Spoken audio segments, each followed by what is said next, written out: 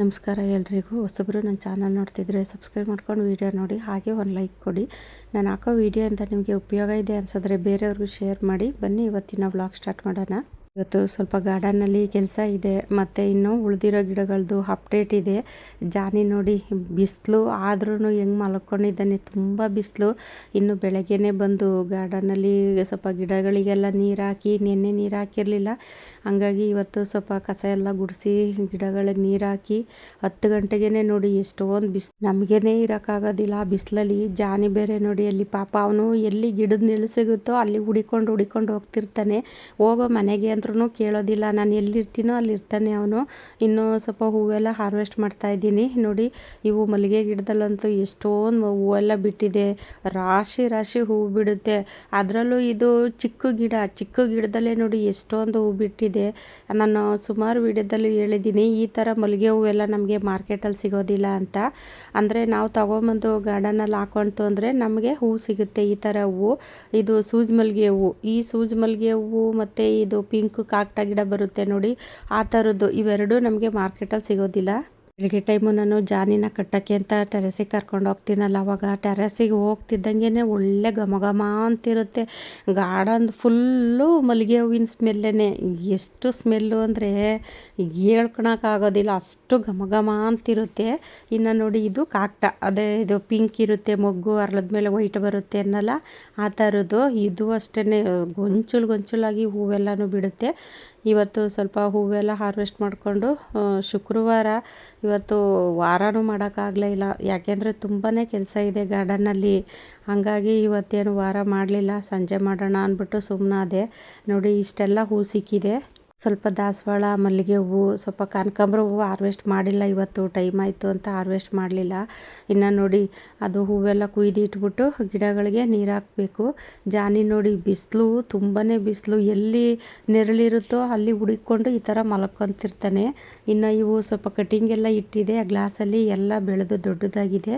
ಇವತ್ತು ಅದನ್ನೆಲ್ಲ ತೆಗೆದು ದೊಡ್ಡ ಕವರಿಗೆ ಹಾಕಬೇಕು. ಹಾಗಾಗಿ ನೋಡಿ ಇದೆಲ್ಲ ತೆಗೆದು ಅಲ್ಲಿ ಇಟ್ಬಿಟ್ಟು ಕೂತಿದ್ದೀನಿ ಕೆಲಸ ಮಾಡೋಕ್ಕೆ ಅಂತ. ನೋಡಿ ಅಲ್ಲಿ ತುಂಬ ಬಿಸಿಲು ಇದೆಯಲ್ಲ, ಹಾಗಾಗಿ ನಾನು ಅಲ್ಲಿ ಜಾನಿಗೆ ಹಾಸಿದ್ದೀನಿ ಒಂದು ಟಾರ್ಪಲ್ಲು. ಅವನಲ್ಲೂ ಕೂತಿದ್ದಾನೆ ನೋಡಿ. ಈ ಚಿಕ್ಕ ಮಕ್ಕಳನ್ನ ನಾವು ಕೆಲಸ ಮಾಡ್ಬೇಕಾದ್ರೆ ಅಲ್ಲಿ ನೆರಳಿರತ್ತ ಕುಂಡ್ರಿಸ್ಬಿಟ್ಟು ನಾವು ಕೆಲಸ ಮಾಡ್ತೀವಿ ನೋಡಿ, ಆ ಥರ ಈ ಜಾನಿ ಕೂತಿರೋದು.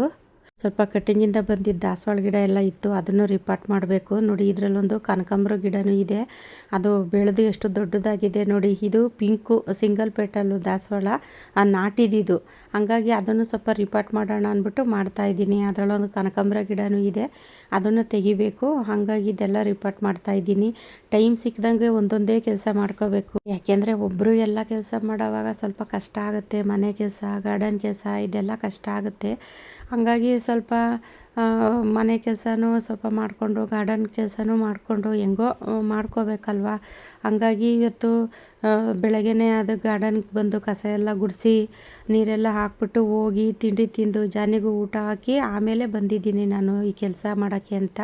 ನೋಡಿ ಅದರಲ್ಲೊಂದು ಕನಕಾಂಬರ ಸಸಿನೂ ಇದೆ ನೋಡಿ, ಅದನ್ನು ಇವಾಗ ಸಪ್ರೇಟ್ ಬೇರೆ ಪಾಟಿಗೆ ಹಾಕಬೇಕು ನೋಡಿ. ಈ ಚಿಕ್ಕ ಪಾಟಿಗೆ ಇದು 10 ಇಂಚಿನ ಪಾಟು, ಅದಕ್ಕೆ ನಾನು ಈ ದಾಸವಾಳ ಗಿಡನ ಹಾಕ್ತಿದ್ದೀನಿ ನೋಡಿ. ಅದು ಬೇರನ್ನು ಸ್ವಲ್ಪ ಕಟ್ ಮಾಡಿದ್ದೀನಿ, ಈ ದಾಸವಾಳ ಗಿಡದ್ದು ಬೇರು ಕಟ್ ಮಾಡಿದ್ದೀನಿ, ಮತ್ತು ಆ ಕನಕಾಂಬರ ಗಿಡದ್ದು ಬೇರನ್ನ ಟ್ರಿಮ್ ಮಾಡಿದ್ದೀನಿ ನಾನು. ಈ ಥರ ಟ್ರಿಮ್ ಮಾಡಿಬಿಟ್ಟು ಹಾಕ್ತು ಅಂದರೆ ಅದು ಬೆಳೀತಾ ಸ್ವಲ್ಪ ಜಾಸ್ತಿ ಏನು ಬೇರು ಬಿಟ್ಕೊಳೋದಿಲ್ಲ. ಆಮೇಲೆ ನಾವು 1 ವರ್ಷ ಬಿಟ್ಟು ರಿಪಾರ್ಟ್ ಮಾಡಿದ್ರೂ ಪರವಾಗಿಲ್ಲ. ಅವರಿಗೆ ನಾನು ಈ ಕನಕಾಂಬರ ಗಿಡನ ಇಡ್ತಾಯಿದ್ದೀನಿ. ಅಂದರೆ ಈ ಥರ ಕವರಲ್ಲೂ ಸಹ ಬೆಳೆಸ್ಕೋಬೋದು ಗಿಡಗಳನ್ನ.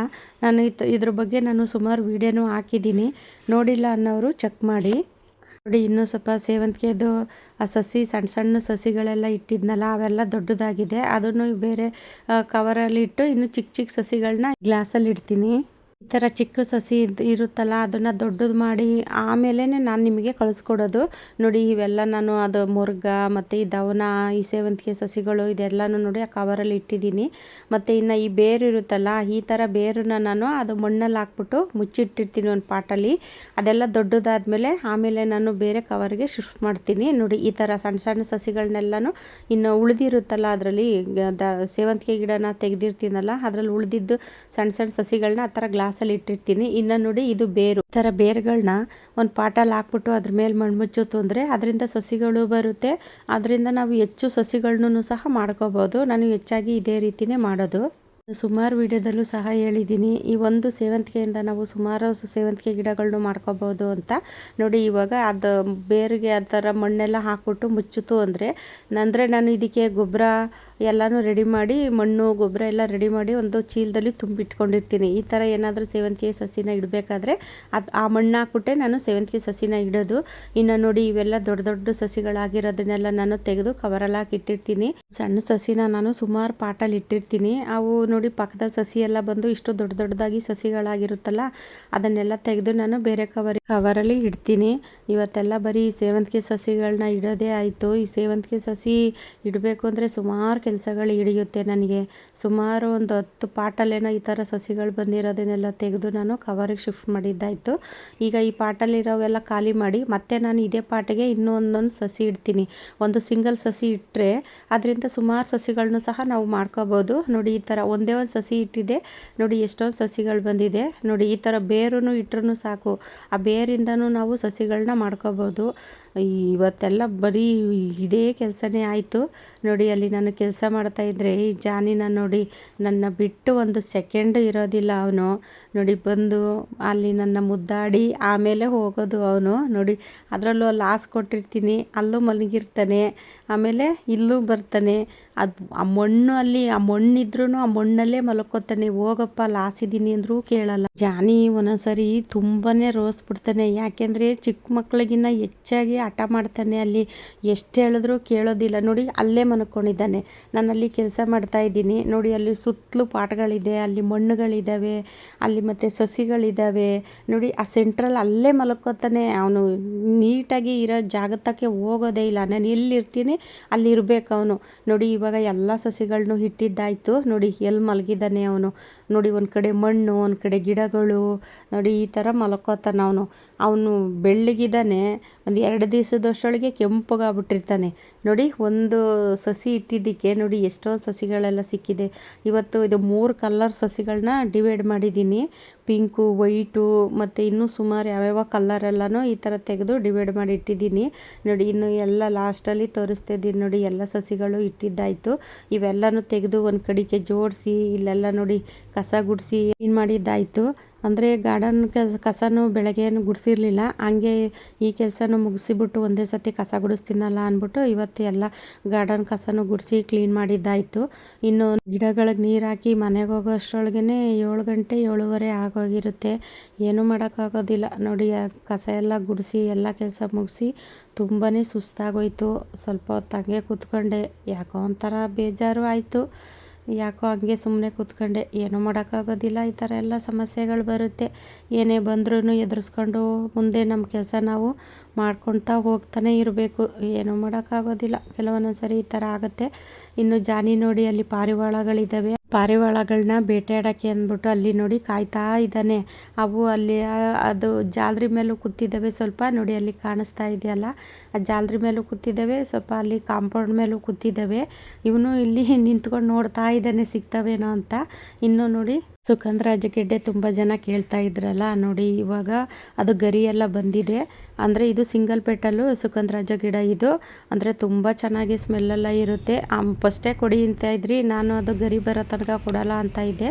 ಇವಾಗ ಅದು ಗರಿಗಳೆಲ್ಲ ಬಂದಿದೆ, ಹಾಗಾಗಿ ನಾನು ತೋರಿಸ್ತಾ ಇದ್ದೀನಿ. ಬೇಕು ಅನ್ನೋರು ಬುಕ್ ಮಾಡ್ಕೊಳ್ಳಿ, ಸ್ಕ್ರೀನ್ ಮೇಲೆ ನಂಬರ್ ಇರುತ್ತೆ, ಬೇಕು ಅನ್ನೋರು ಬುಕ್ ಮಾಡ್ಕೊಳ್ಳಿ. ಸುಗಂಧರಾಜ ಹೂಕ್ಕೆ ಸೀಸನ್ ಅಂತ ಏನಿಲ್ಲ, ವರ್ಷ ಇಡೀ ಹೂ ಬಿಡುತ್ತೆ. ಇನ್ನು ಮರ್ಗ, ದವನ ಇದೆಲ್ಲನೂ ಸಹ ಇದೆ. ಅಂದರೆ ಇವತ್ತು ಯಾವ್ಯಾವ ಗಿಡ ಇದೆ ಅದರದ್ದು ಅಪ್ಡೇಟ್ ಇದೆ. ಅಂದರೆ ಸ್ವಲ್ಪ ಶಂಖ ಹೂವಿನ ಗಿಡನೂ ಇದೆ, ಡಬಲ್ ಪೆಟಲು ಶಂಖಪುಷ್ಪ ಅಂದರೆ ಬ್ಲೂ ಕಲರು ಅದು ಇದ್ದಾವೆ. 2 ಗಿಡ ಇರೋದು. ಬೇಕು ಅನ್ನೋರು ಬುಕ್ ಮಾಡ್ಕೊಳ್ಳಿ. ಇದು ಪಿಂಕು ಗುಲಾಬಿ 2 ಗಿಡ ಇರೋದು. ಬೇಕು ಅನ್ನೋರು ಬೇಗ ಬೇಗ ಬುಕ್ ಮಾಡ್ಕೊಳ್ಳಿ. ಇನ್ನು ಇದು ಆರೆಂಜು ದಾಸವಾಳ, ಅದು ಹೂ ಬಿಟ್ಟ ಮೇಲೆ ನಾನು ವಿಡಿಯೋ ಹಾಕಬೇಕು, ಹಾಗಾಗಿ ಇವತ್ತು ಹೂ ಬಿಟ್ಟಿತ್ತು ಹಾಕಿದ್ದೀನಿ. ಇದು ಒಂದೇ ಗಿಡ ಇರೋದು. ಇನ್ನು ಇದು ಡಬಲ್ ಕಲ್ಲರು, ಯೆಲ್ಲೋ ಕಲರಲ್ಲಿ ಡಬಲ್ ಕಲರ್ ಬರುತ್ತೆ. ಇದು ತುಂಬ ಚೆನ್ನಾಗಿದೆ. ಕಲರ್ಗಳಂತೂ ಒಂದಕ್ಕಿಂತ ಒಂದು ಚೆನ್ನಾಗಿದೆ. ಇದು ಕನಕಾಂಬರ ಕಲರು, ಇದು ಡಬಲ್ ಪೆಟಲ್ಲು. ತುಂಬ ಚೆನ್ನಾಗಿ ಹೂವೆಲ್ಲ ಬಿಡುತ್ತೆ. ಇದರಲ್ಲೂ ಗೊಂಚಲು ಹೂ ಬಿಡುತ್ತೆ ಅದು. ಇನ್ನು ಈ ಕಲರಲ್ಲೂ 2 ಗಿಡ ಇರೋದು. ಇದು ಒಂದೇ ಇರೋದು. ಬೇಕು ಅನ್ನೋರು ಬೇಗ ಬೇಗ ಬುಕ್ ಮಾಡ್ಕೊಳ್ಳಿ. ಆಮೇಲೆ ಅಕ್ಕ ನನಗೆ ಆ ಕಲರ್ ಬೇಕಿತ್ತು ಅಂತೀರಾ, ಇದು ಗಣೇಶ ಕಲ್ಲರು ಗುಲಾಬಿನಲ್ಲಿ. ತುಂಬ ದಪ್ಪ ದಪ್ಪ ಸೈಜಲ್ಲೆಲ್ಲ ಹೂ ಬರುತ್ತೆ. ವಿಡಿಯೋ ಪೂರ್ತಿ ನೋಡಿ, ನಿಮಗೆ ಗೊತ್ತಾಗುತ್ತೆ ಯಾವ್ಯಾವ ಗಿಡಗಳಿದೆ ಅಂತ. ಇದು ವೈಟು ಮತ್ತು ಗ್ರೀನ್ ಥರ ಮಿಕ್ಸ್ ಆಗಿದೆ, ತುಂಬ ಚೆನ್ನಾಗಿದೆ. ಇದೂ ಕಲ್ಲರು ಇದು ಒಂದೇ ಇರೋದು. ಇನ್ನು ಇದು ಅಷ್ಟೇ ಒಂದೇ ಇರೋದು, ಎಲ್ಲ ಒಂದೊಂದೇ ಗಿಡ ಇರೋದು, ಎಲ್ಲ ಖಾಲಿಯಾಗಿದೆ. ಹಂಗಾಗಿ ಇರೋಷ್ಟು ಕಲ್ಲರ್ ಹಾಕಿದ್ದೀನಿ, ಬೇಗ ಬೇಗ ಬುಕ್ ಮಾಡ್ಕೊಳ್ಳಿ. ಇದು ಕಟಿಂಗಿಂದ ಬಂದಿರೋದು ಅಷ್ಟೇ, ಡಬಲ್ ಪೇಟಲು ತುಂಬ ಚೆನ್ನಾಗಿದೆ ಕಲ್ಲರ್ ಅದು. ಇವಾಗ ನಾನು ತೋರಿಸ್ತಾ ಇರೋವೆಲ್ಲ ಒಂದೊಂದೇ ಗಿಡ ಇರೋದು. ಇನ್ನು ಇದು ಅಷ್ಟೇ ಪರ್ಪಲ್ಲು ಡಬಲ್ ಪೇಟಲ್ಲು, ಇದು ಅಷ್ಟೇ ಒಂದೆರಡು ಗಿಡ ಏನೋ ಇದೆ, ಎಲ್ಲ ಖಾಲಿಯಾಗಿದೆ. ಮತ್ತು ಇನ್ನು ಇದೊಂಥರ ದಾಸವಾಳ, ಬೇಕು ಅನ್ನೋರು ಬುಕ್ ಮಾಡ್ಕೊಳ್ಳಿ. ಇದು ಮೆಣಸಿನ್ಕಾಯಿ ದಾಸವಾಳ ಅಂತಾರೆ ಇದಕ್ಕೆ. ಹಂಗಾಗಿ ತುಂಬ ಚೆನ್ನಾಗಿದೆ. ಇದನ್ನು ಕಲ್ಲರು ಒಂಥರ ರೆಡ್ಡು ಅಲ್ಲ ಆರೆಂಜು ಅಲ್ಲ, ಆ ಥರ ಒಂಥರ ಮಿಕ್ಸು ಚೆನ್ನಾಗಿದೆ ಕಲ್ಲರ್ ಅಂತೂ. ಇದು ನಾನು ಕಟಿಂಗ್ ಇಟ್ಟಿದ್ದೆ, ಅದು ಹೂ ಬರಲಿ ಅಂತ ನಾನು ವೆಯ್ಟ್ ಮಾಡ್ತಾ ಇದ್ದೆ. ಹೂ ಬಂದಿದೆ ನೋಡಿ, ತುಂಬ ಚೆನ್ನಾಗಿದೆ. ಇನ್ನದು ರೆಡ್ಡು ಮತ್ತು ಆರೆಂಜು ಮಿಕ್ಸ್ ಆಗಿದೆಯಲ್ಲ, ಆ ಥರದ್ದು ಇದು. ಕಲ್ಲರ್ಗಳಂತೂ ಒಂದಕ್ಕಿನ್ನ ಒಂದು ತುಂಬ ಚೆನ್ನಾಗಿದ್ದಾವೆ. ಬೇಕು ಅನ್ನೋರು ಬೇಗ ಬೇಗ ಬುಕ್ ಮಾಡ್ಕೊಳ್ಳಿ. ಆಮೇಲೆ ಕೇಳ್ತೀರಾ, ಅಕ್ಕ ನನಗೆ ಆ ಕಲ್ಲರ್ ಬೇಕಿತ್ತು, ಆ ಕಲ್ಲರ್ ಇಲ್ವಾ, ಖಾಲಿ ಆಯಿತಾ ಅಂತ ಕೇಳ್ತೀರಾ. ಅದಕ್ಕೋಸ್ಕರ ಹೇಳ್ತೀನಿ, ಬೇಕು ಅನ್ನೋರು ಆದಷ್ಟು ಬೇಗ ಬೇಗ ಬುಕ್ ಮಾಡ್ಕೊಳ್ಳಿ. ಇನ್ನು ಈ ಪಿಂಕಲ್ಲೂ ಅಷ್ಟೇ ಒಂದೇ ಗಿಡ ಇರೋದು. ಇನ್ನು ಇದು ರೆಡ್ಡಲ್ಲೂ ಅಷ್ಟೇ ಒಂದೇ ಗಿಡ ಇರೋದು, ಅದು ಡಬಲ್ ಪೇಟಲು. ಒಂದಕ್ಕಿನ್ನ ಒಂದು ಚೆನ್ನಾಗಿದೆ, ನೋಡೋಕ್ಕಂತೂ ಎರಡು ಕಣ್ಣು ಸಾಲಲ್ಲ, ಅಷ್ಟು ಚೆನ್ನಾಗಿದ್ದಾವೆ ಕಲ್ಲರ್ಗಳಂತೂ. ನೋಡಿ ಇದು ರೆಡ್ಡು, ತುಂಬ ದೊಡ್ಡ ದೊಡ್ಡ ಸೈಜಲ್ಲೆಲ್ಲ ಹೂ ಬರುತ್ತೆ ಇದು ಅಂದರೆ. ಮತ್ತು ಇನ್ನು ಇದು ಗುಲಾಬಿ ರೆಡ್ಡಲ್ಲೂ ಇದು ಅಷ್ಟೇ ಒಂದೇ ಇರೋದು, ಆರೆಂಜಲ್ಲೂ ಒಂದೇ ಇರೋದು, ಎಲ್ಲ ಖಾಲಿಯಾಗಿದೆ. ಗಿಡಗಳು ಯಾವ ಉಳ್ಕೊಂಡಿಲ್ಲ, ಎಲ್ಲ ಖಾಲಿಯಾಗಿದ್ದಾವೆ. ಈಗ ಎಲ್ಲ ಸಿಂಗಲ್ಲೇ ಇರೋದು. ಇನ್ನು ಇದು ಸೀಬೆ ಗಿಡ, ಈ ಸೀಬೆ ಗಿಡದಲ್ಲೂ ಅಷ್ಟೇ ಒಂದೇ ಗಿಡ ಇರೋದು. ಇನ್ನು ಈ ಮಲ್ಲಿಗೆ ಗಿಡದಲ್ಲಂತೂ ಕೇಳಂಗೆ ಇಲ್ಲ, ಅಷ್ಟು ಚೆನ್ನಾಗೇ ಹೂ ಬರುತ್ತೆ ನೋಡಿ. ಅದು ಒಂದೇ ಒಂದು ಗಿಡದಲ್ಲಿ ಎಷ್ಟೊಂದು ಹೂ ಬಿಟ್ಟಿದೆ, ಅದರಲ್ಲೂ ಗೊಂಚಲು ಹೂವು, ನೋಡೋಕ್ಕಂತೂ ಎರಡು ಕಣ್ಣು ಸಾಲಲ್ಲ, ಅಷ್ಟು ಚೆನ್ನಾಗಿ ಎಲ್ಲ ಹೂ ಬಿಟ್ಟಿದೆ. ಒಂದೊಂದು ಸರಿ ನನಗೆ ನೋಡ್ತಿದ್ರೆ ನನ್ನ ಕಣ್ಣು ದೃಷ್ಟಿನೇ ಆಗ್ಬಿಡುತ್ತೇನೋ ಅನ್ನೋಷ್ಟು ಆಗುತ್ತೆ. ಇನ್ನು ಇದು ಪಿಂಕುದು ಕಾಕಡ ಗಿಡ, ಅದೇ ಮೊಗ್ಗು ಪಿಂಕ್ ಇರುತ್ತೆ, ಅರಳದ ಮೇಲೆ ವೈಟ್ ಬರುತ್ತೆ ಅನ್ನಲ್ಲ, ಆ ಥರ ಗಿಡ ಇದು. ಇದರಲ್ಲೂ ಅಷ್ಟೇ ನೋಡಿ ಎಷ್ಟೊಂದು ಹೂ ಸಿಕ್ಕಿದೆ. ಇನ್ನು ಈ ಶಂಖಪುಷ್ಪದಲ್ಲೂ ಎರಡು ಗಿಡ ಇದೆ, ಬೇಕು ಅನ್ನೋರು ಬುಕ್ ಮಾಡ್ಕೊಳ್ಳಿ. ಇದು ಡಬಲ್ ಪೇಟಲು, ತುಂಬ ಚೆನ್ನಾಗಿ ಹೂವೆಲ್ಲ ಬಿಡುತ್ತೆ. ಇದು ಮಳೆಗಾಲ ಸ್ಟಾರ್ಟ್ ಆಯಿತು ಅಂದರೆ ಸಖತ್ತು, ಅದು ದಪ್ಪ ಸೈಜಲ್ಲಿ ಹೂ ಬರುತ್ತೆ. ರೆಗ್ಯುಲರಾಗಿ ನಾನು ವಿಡಿಯೋ ನೋಡೋರಿಗೆ ಗೊತ್ತಿರುತ್ತೆ ಎಷ್ಟು ಚೆನ್ನಾಗಿ ಹೂ ಬರುತ್ತೆ ಅಂತ. ನೋಡಿ ಎರಡೇ ಗಿಡ ಇರೋದು, ಅದು ತುಂಬ ದೊಡ್ಡ ಗಿಡಗಳು. ಇನ್ನು ಕನಕಾಂಬರ ಗಿಡದಂತೂ ಕೇಳಂಗೆ ಇಲ್ಲ, ಅಷ್ಟು ಚೆನ್ನಾಗಿ ಹೂವೆಲ್ಲ ಬರುತ್ತೆ. ಕನಕಾಂಬರ ಗಿಡಗಳು ಜಾಸ್ತಿ ಇಲ್ಲ, ಒಂದು 5 ಗಿಡ ಏನೋ ಇದೆ ಅಷ್ಟೇ. ಬೇಕು ಅನ್ನೋರು ಬೇಗ ಬೇಗ ಬುಕ್ ಮಾಡ್ಕೊಳ್ಳಿ. ಈ ವಿಡಿಯೋ ಇಷ್ಟ ಆದರೆ ಬೇರೆಯವ್ರಿಗೂ ಶೇರ್ ಮಾಡಿ. ಮುಂದಿನ ವಿಡಿಯೋದಲ್ಲಿ ಸಿಗ್ತೀನಿ. ಎಲ್ರಿಗೂ ಧನ್ಯವಾದಗಳು.